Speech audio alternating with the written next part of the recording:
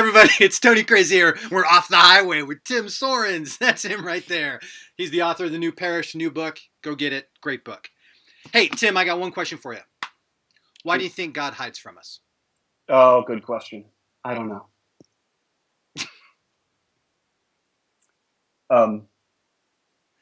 I did read this really great book that is yet to be released from a very intelligent person who I dearly love, who thought about that through a really fantastic spiritual memoir. It happens to be called Aloof. Sounds good. Very good-looking author as well. Um, why does God hide? It's maddening, really. Honestly, in reading your book, I was both really encouraged because of God's fidelity, and the ways that, in many ways, we see God at work in the rearview mirror of our lives. But when you think about right now, or you think about tomorrow, or you think about the, endless tragedies that are playing out right now,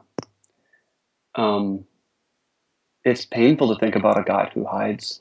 And yet, intellectually, I think what would a God that never hides ever? What would that look and feel like? I don't know. Well, if there is kind of another side, what will that?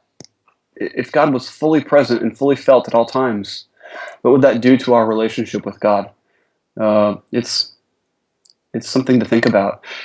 There's a quote from Soren Kierkegaard that says that life must be lived forwards, but can only be made sense of backwards, something like that. And I think we have to trust in a God that hides, in part knowing that the same God who hides is a God of all time. Yeah. And that we may not have all consolation right now, but there is a trust, maybe a ruthless and maybe even foolish trust, that all will be well. Thank you. Mm-hmm. I know that question was just totally out of the blue. That was great to hear you process it aloud. Thank you. Thanks, buddy.